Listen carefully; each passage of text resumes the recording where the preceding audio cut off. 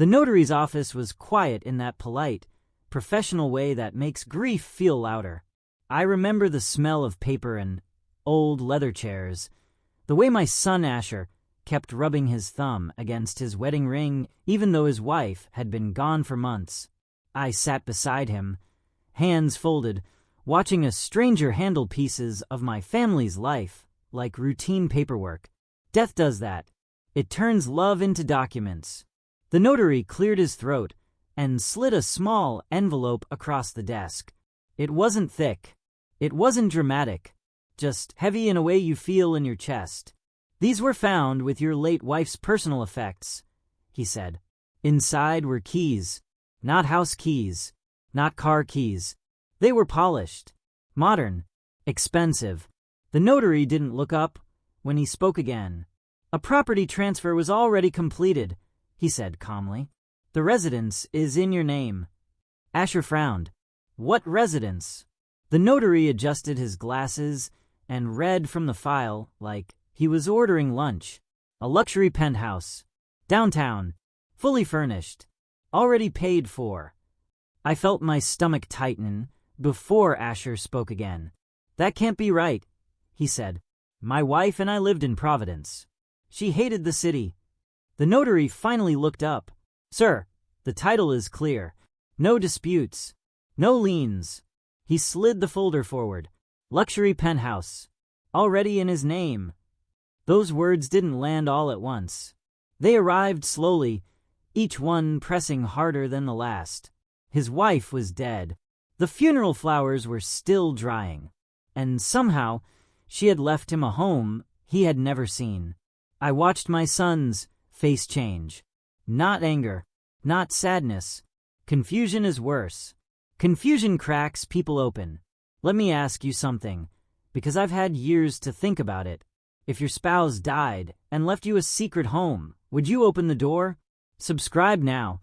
If this happens near you, you'll want warning. If you won't subscribe, explain why in the comments. People like to believe they know the person they sleep beside. They trust routines. They trust shared addresses and shared last names. I trusted my daughter-in-law. I trusted the life they built. That trust sat in that envelope, reduced to cold metal and unanswered questions. Asher didn't say a word. He just closed the folder and stood up. That was the moment I knew grief wasn't finished with us. On the drive home, Asher kept his eyes on the road. He didn't ask me what I thought. I didn't offer it. There are moments when silence is the only honest response. His wife had always been careful with her words, careful with her schedule. She traveled often. She insisted questions were distractions. Business required focus, she said. We accepted that. Families do. We adjust. We explain away small discomforts, because peace feels easier than suspicion. Looking back, I see the warning signs lined up neatly. Not dramatic. Not loud. Just consistent. That's what made it dangerous. Whatever waited behind that door had been planned, signed, prepared, and my son had walked into it without knowing. The keys stayed on the kitchen counter that night. I watched Asher stare at them like they might move on their own. He said he would sell the place, close the chapter, use the money for Piper's future. That sounded sensible. That sounded safe. But safety has a way of tempting curiosity. The next morning, he picked up the keys. I remember thinking one thing, and one thing only. Some doors aren't gifts. They're entrances. And when he finally opened that penthouse door, but the door wasn't empty. Before any of this, my son was an easy man to understand. Asher believed in order, not just in buildings, but in people.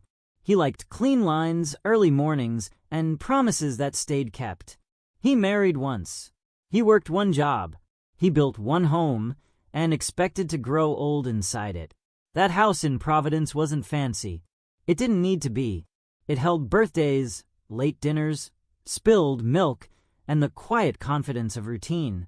Asher believed a good life was something you constructed slowly, with care, and without shortcuts. He wasn't suspicious by nature. He didn't check phones. He didn't count hours. He trusted that adults said what they meant and meant what they said. That was his flaw, if you want to call it that. He thought love was proof enough. If there was one thing Asher took seriously, it was being a father. Piper was the center of his world. School drop-offs, science projects, scraped knees. He was present for all of it. When his wife traveled, he filled the gaps without complaint. Dinner became simpler. Bedtime stories got longer. He didn't resent the absences. He explained them. Her work matters, he told Piper. She's building something important. I watched him protect that idea the way parents protect illusions for their children. He wanted Piper to grow up believing adults were reliable, that careers didn't pull families apart, that distance didn't mean danger. He never imagined the distance had direction. That house mattered more than bricks and wood.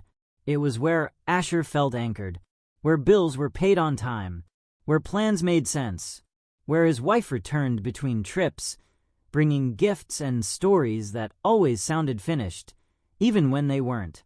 I remember standing in that kitchen once, watching her set her keys down with deliberate care, as if even the smallest movements needed intention. She never complained about the house. She never asked to move. Later, I would understand why. But at the time, it felt like stability, the kind you trust without checking the foundation. My daughter-in-law was polished in her manner, careful with her time, and direct when it suited her.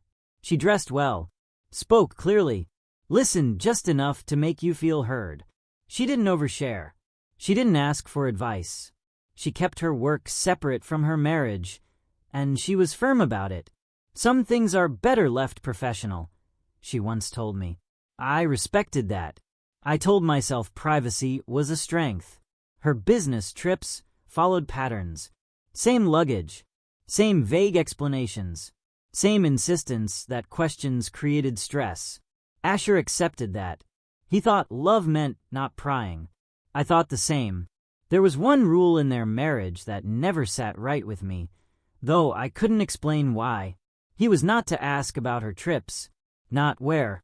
Not why. Not who with. If he asked, she shut down. Cold. Efficient. Hurt, but controlled. So he stopped asking. That's how rules work when you love someone. You follow them to keep the peace. Looking back, that rule did more than protect her work. It trained silence. It rewarded compliance. I thought privacy meant professionalism. I was wrong. When people speak about my daughter-in-law now, they use sharp words. Calculating. Cold. Dangerous. That isn't how she appeared to me. Isolde was composed. Efficient.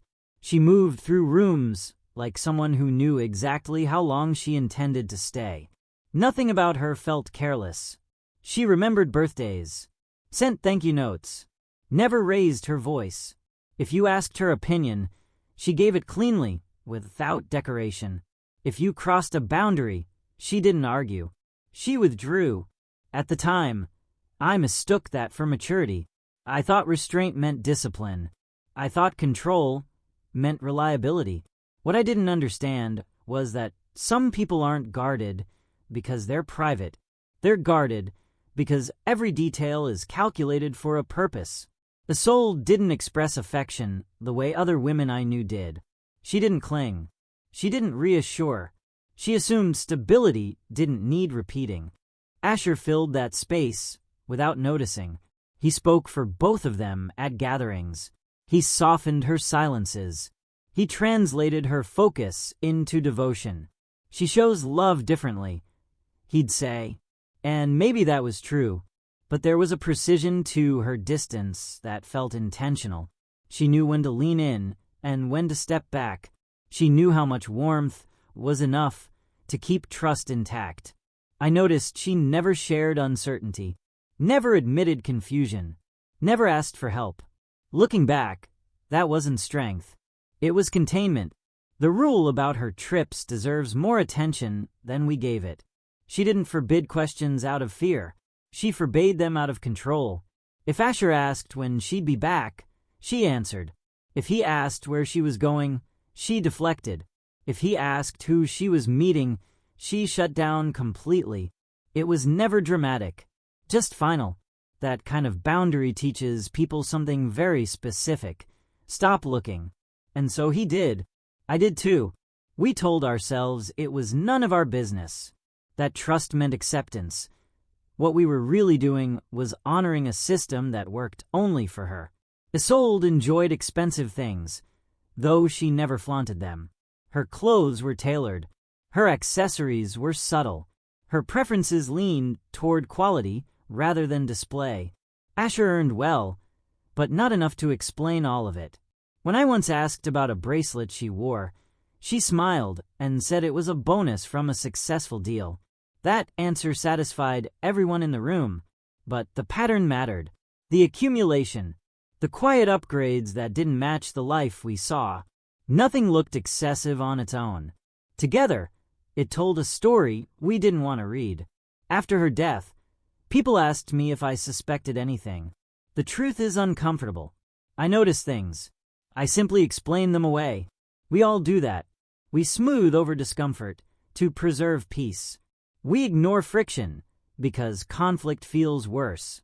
Isolde relied on that instinct. She understood how families protect normalcy, how spouses defend routine, how parents avoid doubt. That wasn't cruelty. It was strategy. She didn't need lies when silence worked better. If there's one thing I learned watching her in those years, it's this.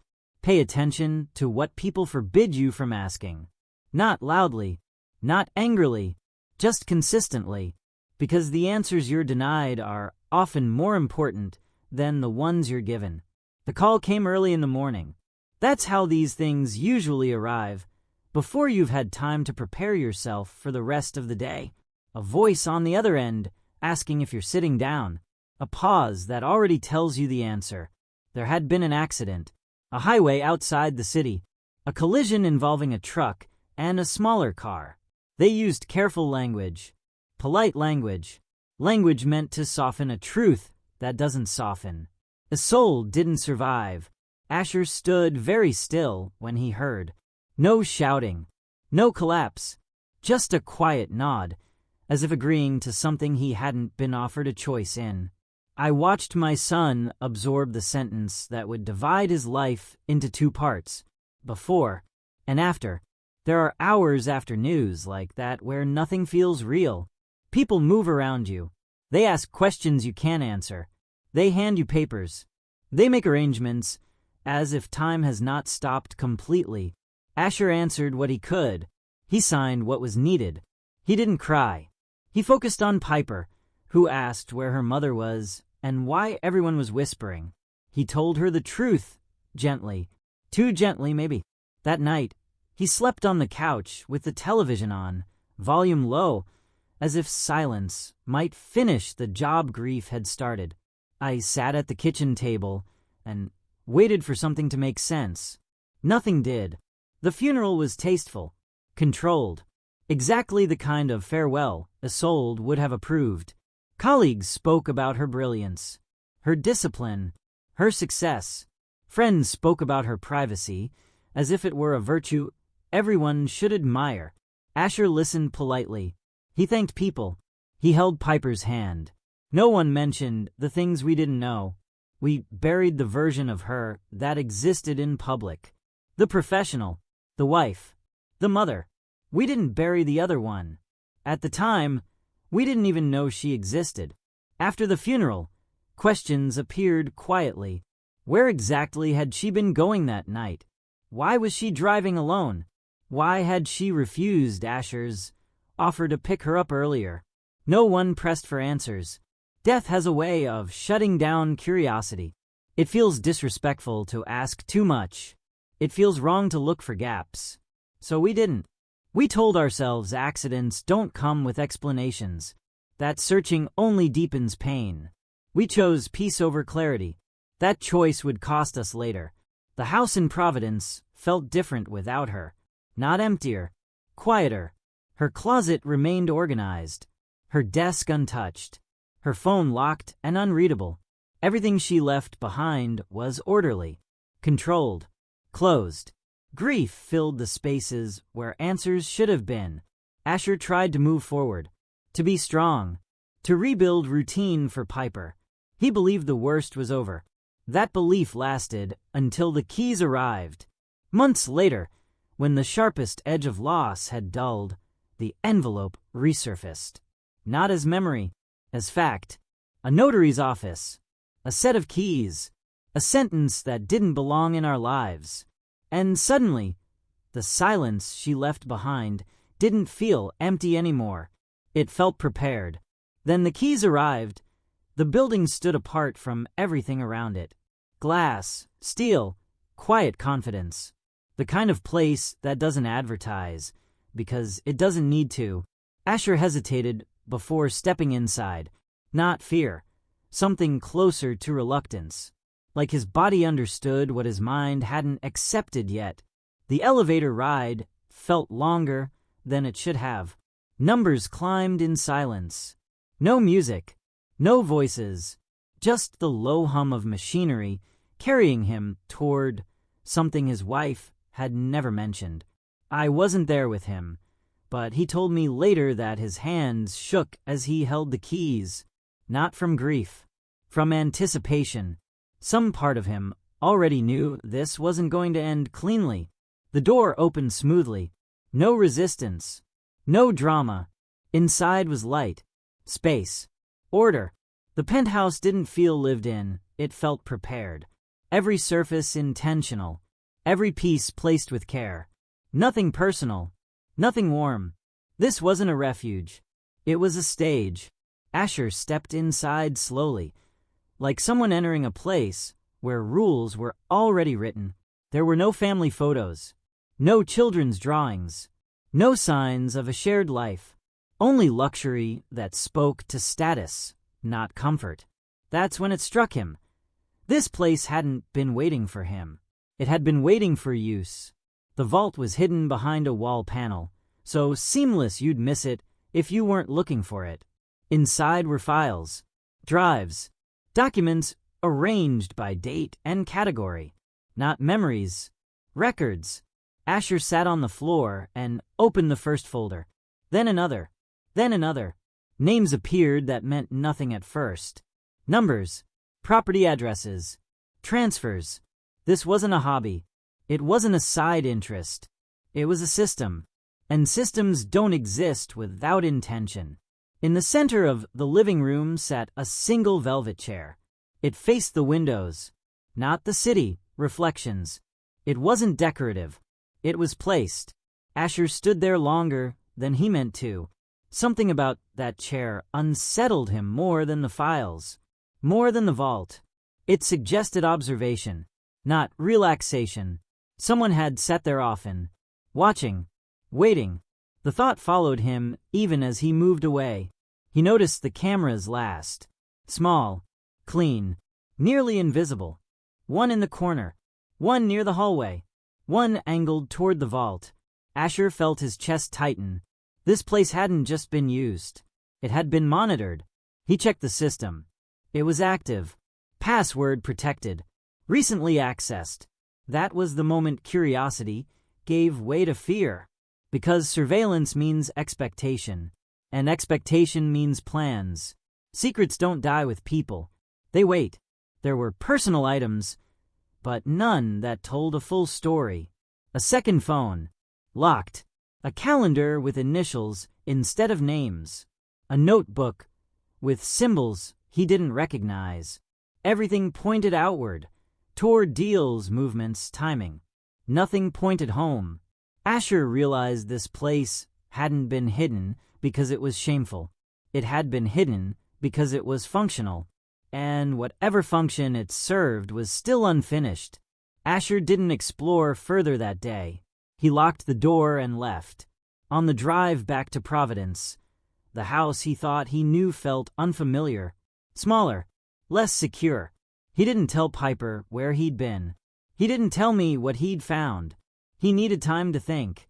What he didn't know yet was that the files upstairs weren't just records. They were instructions, and they pointed directly at him. The moment Asher began going through the vault, a name kept recurring. Project Chimera.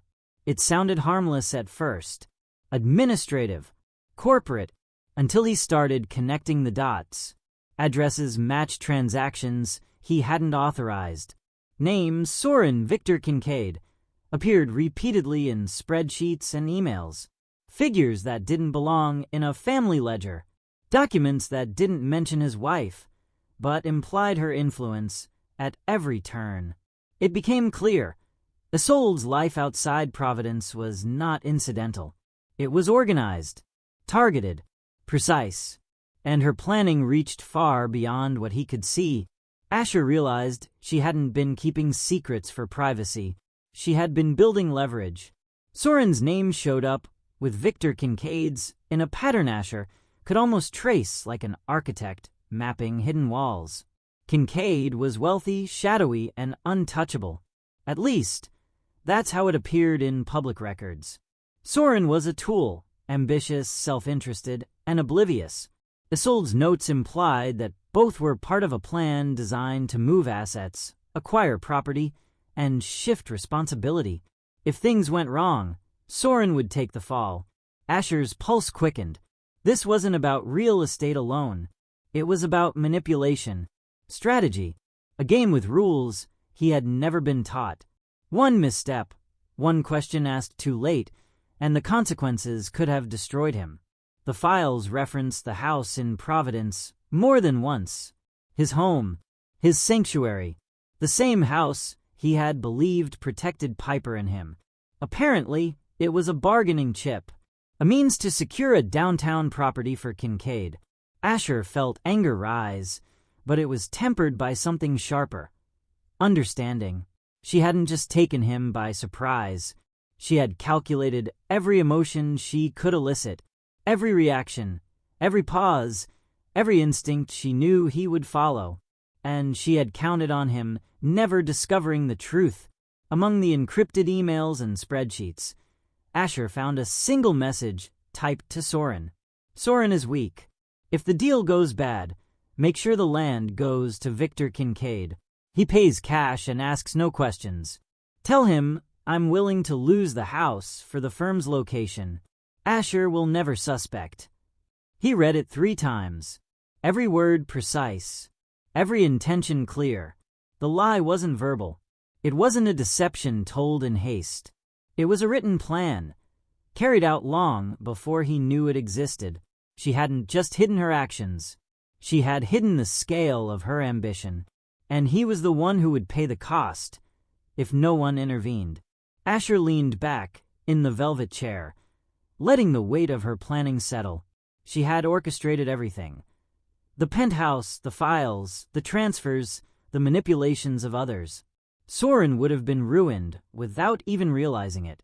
Kincaid's fortune was built on others' compliance, and the Providence home, his home, was a disposable asset. Asher's grief shifted to focus. Confusion gave way to clarity. He could have called the police, reported everything. But the files proved one thing. Isolde's world operated in shadows, layers, and calculated silence. Authorities would be slow, compromised, ineffective. He had to act differently. He had to act with the tools she left behind. I watched my son as he studied the documents. He didn't just see betrayal. He saw opportunity, and I knew that what he was about to do would change everything. He wasn't going to react the way most men would. He wasn't going to confront Soren or Kincaid head-on. No, he had files, proof, and access.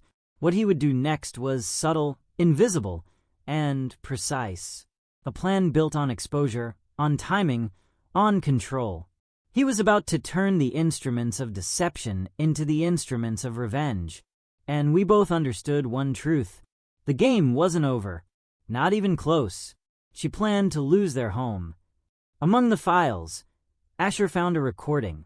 Not a voicemail, not casual, a clear message, directed at him indirectly and yet precise enough to sting. Asher will never suspect, Isolde said. Her tone was calm, almost approving of herself. The house, the transfers, the contracts, they all serve the plan. He won't see it coming. Every word carried intent. Every pause was deliberate. She had engineered trust, routine, and oblivion, and counted on it to succeed. Asher listened, motionless. He replayed it once, twice. The finality of her voice made reality heavier. This wasn't just secrecy. It wasn't just infidelity in its usual form. It was strategic, personal, cold. The realization hit him in waves. She had planned to bankrupt him, to strip the Providence home, their sanctuary, away in order to secure a property downtown. Everything she had built, every calculated action, all pointed toward dismantling his life piece by piece. It wasn't about love. It wasn't about mistakes. It was about control, and he hadn't seen it coming. I watched my son's face as he processed it. Anger? Yes. Sadness? Yes. But deeper than that, the betrayal of trust, the betrayal of intimacy, the betrayal of a shared life that had been nothing but a facade. Soren was a tool, Kincaid a beneficiary, and Asher, the husband, the father, the man, had been positioned as the pawn. Every carefully constructed part of his life had been used against him. Every assumption had been exploited. As I sat with him that evening, I could see it more clearly than he could at first. Some people build walls not to protect themselves, but to hide entire operations behind them. Some people use love as a cloak for ambition, and when the facade collapses, the truth is heavy enough to crush anyone who isn't prepared. We realized then that grieving a loved one was only the beginning. Understanding them, or believing you had, could be far more dangerous. And here's where it gets personal, not just for Asher, but for all of us who watched this unfold. Would you forgive such a calculated betrayal? Or would you plan revenge with every resource at your disposal? I ask you this because the answer tells you more about yourself than any other choice. About how much you value justice. About how far you'll go to protect those you love. Would you forgive this? Or plan revenge? Comment below. I want to see how many of you would remain silent, and how many of you wouldn't. Because in moments like these, morality and survival are tangled in ways that aren't easily undone. Asher didn't act yet. He needed clarity, a strategy, proof that he could strike back without destroying what little remained intact. He reviewed the files again. Names, dates, transfers, methods, weaknesses. He was building an invisible map of opportunity. Every revelation sharpened his resolve. By the end of the night, grief had turned into careful focus. He wasn't thinking about revenge emotionally. He was thinking about precision, and that precision would define everything that came next. Asher reviewed the situation logically. He wasn't angry or impulsive anymore. He was calculating. Going to the authorities felt futile. The files were meticulous, but that didn't guarantee protection. Kincaid's network was layered, resilient. Soren was disposable. Any case filed would likely slow down, be manipulated, or dismissed. He understood one crucial truth. The law moves slowly. Manipulation moves faster. Secrets wield power better than threats. He couldn't afford error. He couldn't rely on brute force. He had to turn Isolde's own methods against her. Only then could he reclaim control of the Providence house, his firm, and his life. Asher decided that visibility could be his tool. Not aggression, not confrontation. He studied the files, understanding Kincaid's structure. He mapped out the vulnerabilities, the inconsistencies, the weak links. He didn't want justice in the traditional sense. He wanted exposure, precisely applied. Every name, every document, every transfer could become leverage. He would reveal truths strategically, not recklessly. He would force consequences by showing the world what was already hidden. It was revenge, yes, but exacting, calculated, and irreversible. Asher's architectural mind didn't switch off in personal matters. Structure, precision, and foresight shaped his response. He approached the files like a blueprint, each step plotted, each sequence deliberate. Red lines marked vulnerabilities. Circles highlighted pressure points. Every action was designed to collapse the plan Isolde had laid without ever touching him directly. Where others might react with emotion, he reacted with design. Where they might see chaos, he saw opportunities for order. And in every line of data, he found the threads he could pull to dismantle what she had built, without ever firing a shot. By the end of the evening, his decision crystallized. He wouldn't seek justice in court first. He wouldn't rely on police. He would act invisibly, strategically, precisely. He had the files. He had the knowledge. And most importantly, he had patience. Every action from now on would be deliberate. No shortcuts. No mistakes. And in that patience, he felt power returning. At this stage, the danger is real, and the audience must feel it. I looked at Asher and thought of every person who ignores warning signs. Every person who assumes secrecy is harmless. Every person who believes danger only arrives in obvious forms. Stay close. This turns fast. Subscribe now. If you aren't prepared, you could miss the warning before it's too late. Even as he planned, Asher understood the same truth. We all must. Being uninformed is a risk. Ignoring signs, ignoring records, ignoring patterns. That's how disasters happen quietly. Subscribing isn't just habit. It's insurance. And for those who don't subscribe, there's still the comment section, waiting for their explanation. What keeps you from preparing yourself? Asher stayed at the penthouse that night, not in comfort, but observation. He cataloged cameras, organized documents, traced Kincaid's corporate structures, tracked Soren's behavior. Each piece became a tool. Each tool became a step toward dismantling what had been built to hurt him. And as he leaned back, watching the city lights from the penthouse, he realized something profound without using the word. Control had returned to him.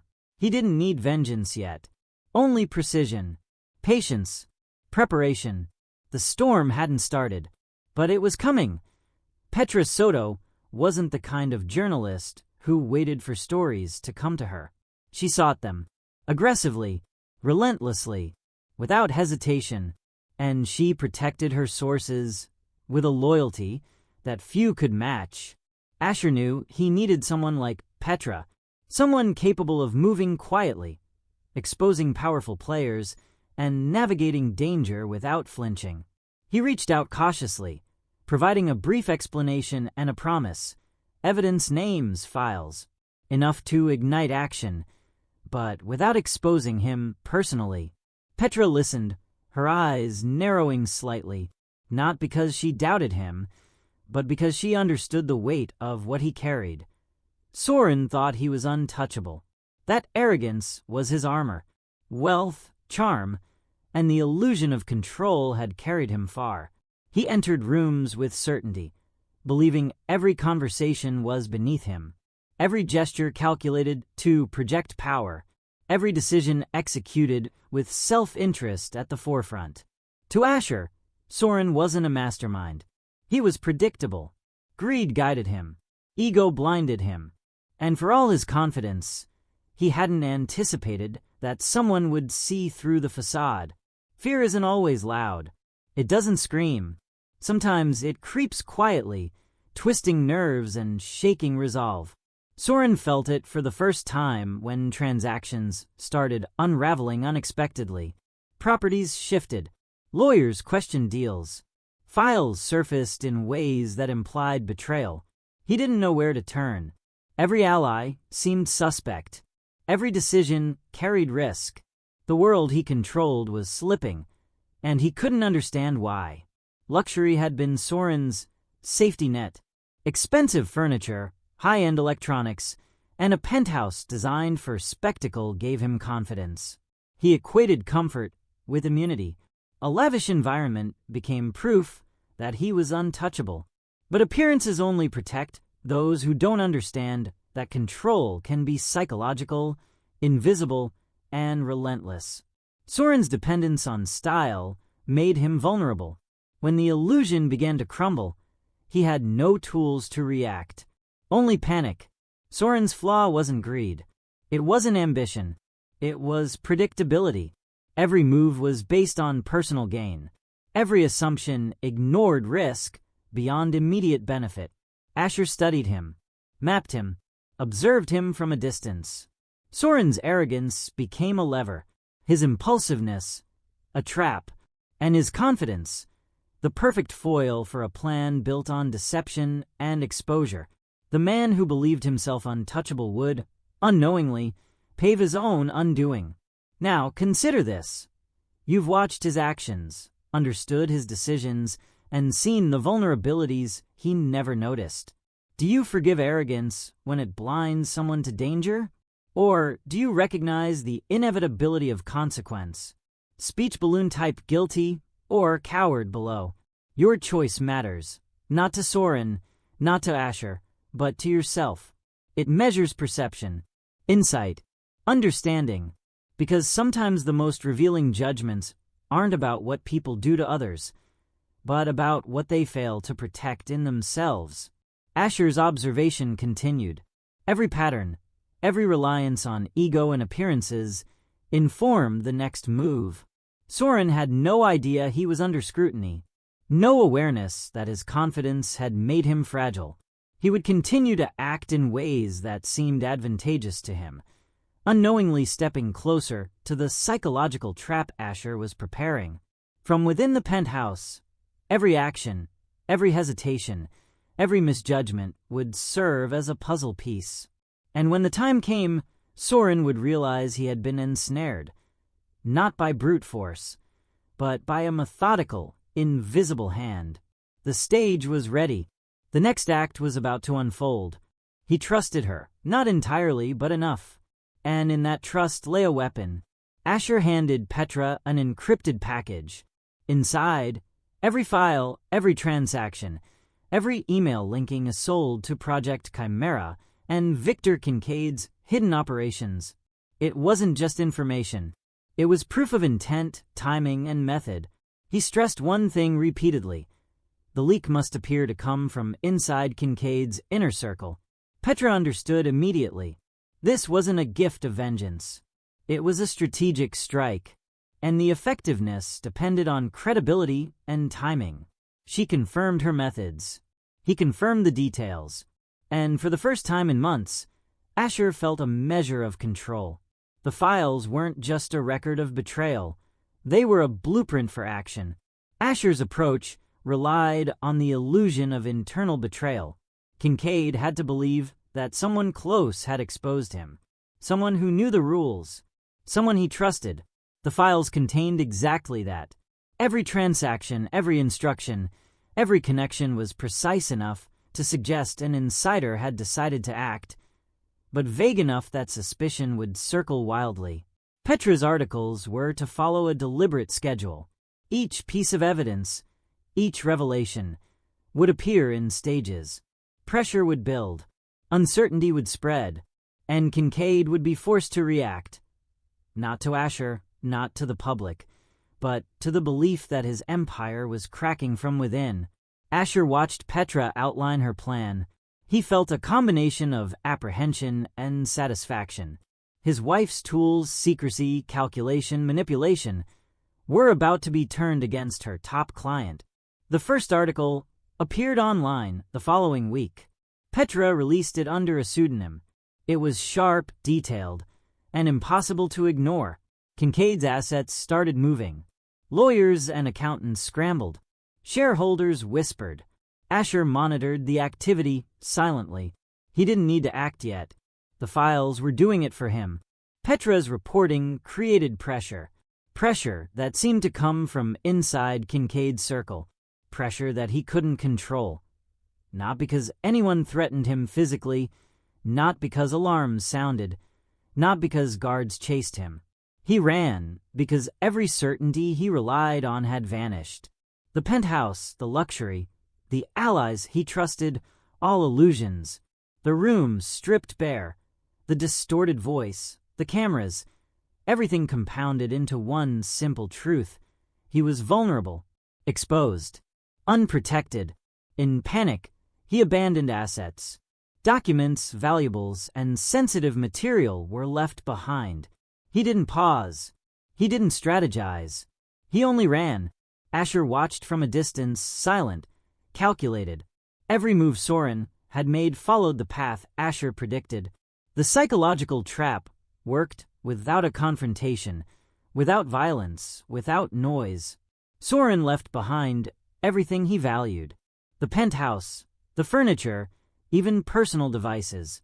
He severed ties to the city, cutting off Kincaid's network, leaving chaos in his wake. His wealth and ego, once intertwined, now collapsed like a structure stripped of support. Asher had not touched him, not physically, not even directly. The collapse was total, invisible, perfect. This was more than revenge. It was a demonstration. Power applied without aggression. Control exerted without force. Precision outmatching arrogance. Asher showed that sometimes the most effective action is observation, patience, and understanding the architecture of human behavior. Soren's flight became a lesson. Underestimating strategy, underestimating foresight, and overestimating oneself can undo even the most confident. The fear that guided Soren became the weapon that neutralized him entirely. Asher's victory was clean. No confrontation, no spectacle, just consequence. And the contrast was clear. Soren's arrogance led to ruin. Asher's precision led to justice and restoration. Providence home secured. Daughter safe. Reputation intact. Firm stabilized. It was a lesson not only for Soren, not only for Kincaid, but for anyone who believes control comes from appearances. I watched my son process it all. Calm, methodical, satisfied, yet quiet. The files, the penthouse, the cameras, all instruments of power wielded without bloodshed. Sometimes revenge is about patience. Sometimes it's about turning the tools of betrayal into instruments of restoration. And sometimes the collapse you engineer leaves your own conscience intact. The stage was set. The first act of retribution was complete. And with each update, Asher's sense of focus sharpened. Every movement was predictable. Every reaction mapped. This was the art of exposure as leverage. Petra handled the external side. Kincaid reacted publicly. Regulators followed, lawsuits loomed, and shareholders panicked. But inside the penthouse, another challenge lingered. Soren, he hadn't yet realized the full scope of what was happening. He still occupied the space, still believed the illusion of security. Asher knew that Soren could derail everything with a single misstep. Ego, ignorance, or greed could expose him too soon. So he watched, prepared, calculated. Petra could control the public narrative. Asher had to control the private threat. And that required patience, observation, and subtle manipulation. A game Soren was not built to win. The stage was set. All pieces were in motion. And the final act, the psychological unraveling, had yet to begin. Soren arrived expecting luxury. Confidence radiated from him like a shield. He pushed open the door. Immediately, something was off. Not chaos, not disorder, just absence. The penthouse wasn't lavish. It wasn't glamorous. It was sterile. Furniture replaced with institutional, used pieces, the kind you see in an office waiting room. Chairs scratched, tables chipped, the paintings gone, every decorative element removed. He froze. The familiar opulence, the symbols of his influence, disappeared. A faint, distorted voice echoed from the corners of the room. Your associate was facing charges. The penthouse has been seized as evidence. Soren's pulse quickened. He scanned the corners, saw cameras in nearly every direction, almost invisible. Suddenly, the room felt small. His ego, which had carried him far, felt exposed and raw. The voice continued, calm, controlled, artificially distorted. They transferred the penthouse to me because it needed immediate liquidation. Any delay would be a federal violation. Soren's hands shook. He demanded to know where his things were. No answer, just the same voice, repeating the narrative, building pressure, shaping reality. He wanted to challenge it, to yell, to call someone, to assert dominance. But the room didn't allow it. His usual tactics, intimidation, charm, self-assurance, had no effect here. Every word from the speaker was a hammer, striking at the foundation of certainty he had relied on. He realized, in fragments of fear, that someone had anticipated his every possible reaction. Asher had studied Soren like an architect studies a structure. Weak points, stress lines, load-bearing assumptions. Now, the trap closed. Soren couldn't move without the room recording him. Every corner monitored, every reaction observed. He paced. His ego demanded a response. His instincts screamed to flee. And every instinct led him further into panic. The trap wasn't physical. It didn't need to be. The cage was mental. The luxury he trusted had been removed. The power he believed in had been stripped. The law he feared was invoked, but only through implication. Every element worked together to create a sense of helplessness. Every tool Soren had used for control was gone. He remembered the vault, the files, the velvet chair. The files weren't just documentation, they were leverage.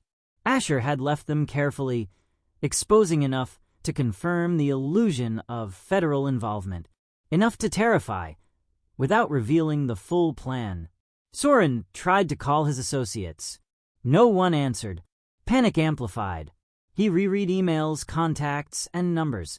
Every connection he thought was reliable seemed distant, inaccessible, compromised. He realized too late that Asher had anticipated his path. Every move, every reaction, every attempt to regain control had been considered. The penthouse is under federal seizure. Your associate is facing criminal charges, the voice repeated. Soren's mind raced. He wanted to argue. He wanted proof. There was none. Only a room stripped of pretense. Only the illusion of surveillance. Only the psychological hammering of every insecurity he had ever held. He felt trapped, not physically but mentally, and that's when the trap worked perfectly. Soren believed every word, every assertion, every subtle manipulation. It wasn't a confrontation. It wasn't a fight. It was control applied with precision, built entirely on fear, anticipation, and knowledge. Asher watched from a distance. Each movement Soren made, each flinch, each muttered word, was exactly as predicted. The trap was not brute force. It was architectural, methodical, invisible. The audience should feel the tension, the claustrophobia, the inevitability. Soren's ego, arrogance, and assumptions became the instruments of his own terror. He would unravel under observation, and yet he didn't see the hand guiding him. Every camera, every removed object, every distorted message converged into one truth. Control was gone. The illusion of power evaporated. And for the first time, Soren understood what it meant to be completely exposed. Soren believed every word within days. The media firestorm erupted. Petra Soto's articles had done more than expose internal wrongdoing. They had ignited scrutiny across multiple states. Kincaid's empire, once assumed unassailable, now faced public and legal examination. Shareholders demanded explanations. News outlets dissected transactions. Social media amplified every detail. Asher observed silently, knowing that every move he had made, from the files to the psychological pressure on Soren, was now magnified externally. The public exposure was relentless, and it was exact. Kincaid, once untouchable, faced the full weight of consequences that had been silently building. Class action lawsuits were filed. Regulatory agencies investigated Kincaid's network of shell companies. Soren remained in exile, a specter of fear and ego lost. Every property acquisition that relied on deception unraveled, and those who had once benefited indirectly from Kincaid's schemes now demanded accountability. Asher's firm, once threatened, now stood as a beacon of resilience. Providence remained intact. His professional and personal life stabilized.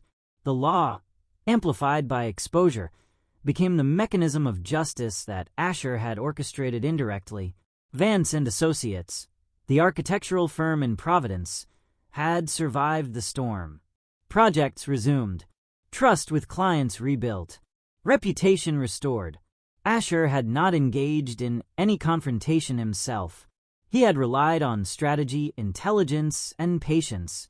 What had seemed like vulnerability, the exposure to Kincaid's power, turned into protection and vindication. His daughter, Piper, had a stable future, and the Providence house remained a secure sanctuary. Now, consider the larger lesson. We've seen men like this fall before, powerful figures, confident in wealth and intimidation, brought down by precision, patience, and exposure. And you, watching this story, are part of the same community that learns from these events. You understand that vigilance matters, that observation matters, that knowledge is power. Speech balloon comment below if you've witnessed similar collapses in your community.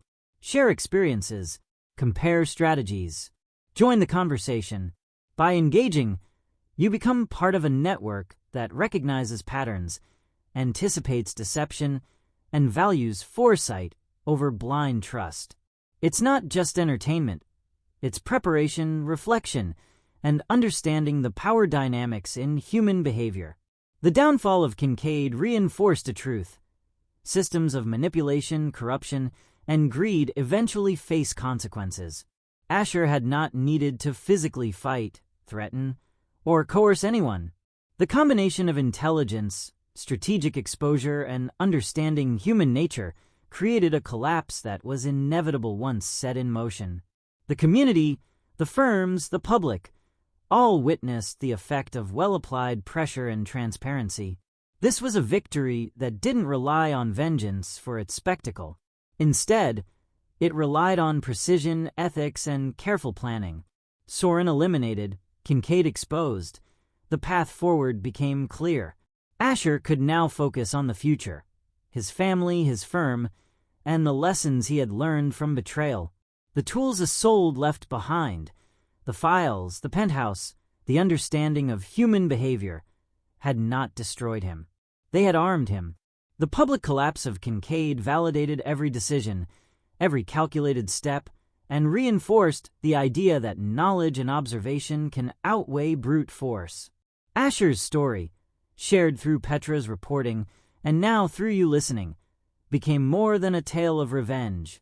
It became a testament to the power of strategy, patience, and moral clarity. After Soren's flight and Kincaid's exposure, the penthouse no longer symbolized opulence or betrayal. It symbolized control regained. Asher made a decision. He would sell the property, but not for selfish reasons. Half of the profits were donated anonymously to a fund supporting victims of financial abuse, ensuring that some good came from the chaos. The remaining portion was secured in a trust for Piper, safeguarding her future against any unforeseen threats. The keys to the penthouse, once a symbol of deceit, became instruments of stability and protection. Even in its absence, the property reminded Asher that control could be reclaimed even after immense loss. I watched my son as he navigated this final phase. Calm, thoughtful, resilient, he had experienced betrayal on a scale few could imagine. A spouse, a friend, and a client had conspired to dismantle his life, and yet he emerged unbroken. The files, the penthouse, the exposure, they didn't destroy him. They equipped him. He had turned grief into clarity, anger into strategy, confusion into foresight. Asher had discovered a truth many overlook. Understanding human behavior, anticipating deception, and exercising patience can restore order where chaos once reigned. There are truths to carry beyond this story. Trust is precious but fragile. Not everyone's intentions are what they appear. Hidden agendas can exist behind even the closest relationships. Yet knowledge, careful observation, and deliberate action provide protection. Sometimes, the most effective responses are silent, indirect, and strategic. Power does not always require confrontation. It requires insight, patience, and precision. And above all, life teaches that loss, when met with clarity, can become the foundation for restoration. Piper, Asher's daughter, remained the central focus throughout. Every decision, from the penthouse to the data leaks, ensured her safety. The Providence home, once threatened, became a symbol of resilience. Every brick, every room, now represented not just a dwelling but a shield. Asher's choices were guided by love, responsibility, and the understanding that protecting family sometimes requires unseen, careful measures. The future was secure, the past had been addressed, and the lessons were clear: vigilance, insight, and strategy safeguard what is most precious. As I tell this story now, I reflect on the power of preparation and foresight. Some betrayals are obvious, others are hidden in plain sight. The difference lies in awareness. Asher's story teaches that the instruments of deceit can be turned into tools of justice, that patience can overcome panic, and that precision can surpass brute force. Life will present moments when trust is broken, when loss feels total, and when the path forward is unclear. It is in those moments that observation, strategy, and deliberate action matter most. And so, I leave this reflection with you. The world contains hidden intentions, and not all threats are visible. Protect what matters. Observe. Act wisely. Through preparation and insight, even the most carefully constructed betrayals can be neutralized, and the legacy of those you love can be preserved. The Providence house stood silent. The chaos that once threatened it had passed. The walls held no secrets anymore, only memories of resilience, restoration, and vigilance. Asher walked through the rooms slowly, noting details once overlooked. The small desk by the window, Piper's toys neatly arranged, the family photos intact. Everything felt ordinary, safe. Yet, within the ordinary lingered the weight of lessons learned and dangers narrowly avoided. The contrast between the quiet house and the storm outside reminded me of the delicate balance between security and vulnerability, between trust and betrayal. There was one object that remained vivid in memory: the velvet chair in the penthouse. I recount it not for its color or texture, but for what it represented. The chair had been a focal point of deception, control, and calculated observation. Soren had been ensnared around it.